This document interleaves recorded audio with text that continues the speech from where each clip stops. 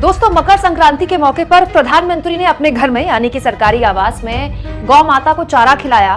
तो बहुत सारे लोगों ने ये सोशल मीडिया में फोटोज शेयर की कि कितनी प्यारी फोटोज है ये फोटोज तो बड़ी प्यारी हैं, लेकिन इन फोटोज के पीछे की कहानी मैं आपको समझाऊंगी और कैसे इन फोटोज को मात्र एक फोटो ऑफ अपॉर्चुनिटी माना जाए ये भी मैं आपको बताऊंगी। सब कुछ आपके सामने रखूंगी इस तरह से कि आपकी आंखें खुल जाएंगी और आपको दुख भी होगा। लेकिन पहले इन तस्वीरों को देखिए। पीएम मोदी मकर संक्रांति के मौके पर अपने सरकारी आवास में गायों को चारा खिला रहे हैं, उनको प्यार से बुलाकर अपने हाथ से उन्हें कुछ खिला रहे हैं, जो कि मकर संक्रांति के मौके पर जरूरी माना जाता है, अच्छा माना जाता है हमारे धर्मशास्त्र में। और इन तस्वीरों की खूब तारीफ भी हुई।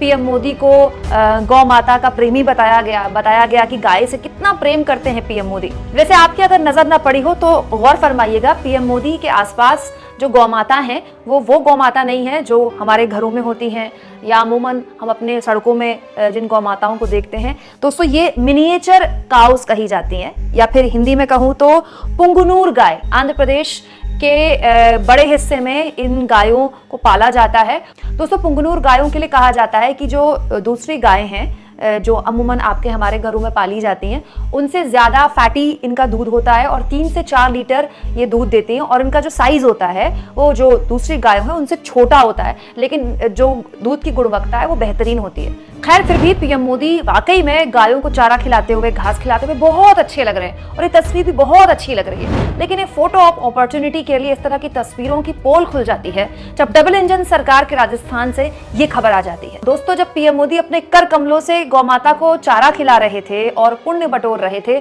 उन्हीं की डबल इंजन सरकार में ऐसे महापाप की खबर आई थी। दोस्तों, केवल 2 दिन पहले की यह खबर है जहां राजस्थान में 12 दिन के अंदर 175 गौ माता दम तोड़ चुकी हैं। 175 गौशालाओं का यहाँ इतनी बुरी स्थिति है कि 12 दिन में करीब 175 के आसपास गायों ने यहाँ पर दम तोड़ दिया है। हालत ये हो गई कि जब ये खबर सोशल मीडिया में वायरल हुई तो अधिकारी वहां पर आनन फान में पहुंचे। ये तो सोचिए दोस्तों, ये खबर छप गई है, न जाने संख्या कितनी ज्यादा होगी और कितनी गौशालाएं ऐसी होंगी। सवाल ये कि जो गौशालाओं की स्थिति, सरकारी गौशालाओं की स्थिति है, आप वहां पर जाके देख लीजिए तो आपको पता चल जाएगा कि हमारे देश में गौमाता की क्या स्थिति है। बहुत अच्छी बात है कि हमारे प्रधानमंत्री ने सरकारी आवास में गाय पाली हुई है और पीएम मोदी उनको चारा खिलाते हैं, लेकिन बस तस्वीर पोस्ट करने से नहीं चलेगा ना। जमीन पर पिछले 10 सालों में गायों को बचाने के लिए क्या मुहिम अपनाई गई, मुझे बताइए। दोस्तों, गाय के नाम पर पॉलिटिक्स तो खूब करते हैं, कौन करता है आप भी जानते हैं, उसका फायदा किसको मिलता है आप भी जानते हैं। लेकिन आप देखिए अपने सड़कों में,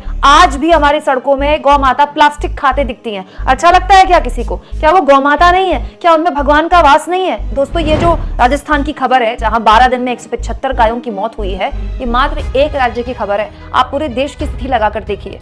सवाल ये दोस्तों कि खाली गायों को चारा खिलाते हुए फोटो खिंचाने से हो जाएगा या जरूरी कदम जमीन पर उठाने होंगे?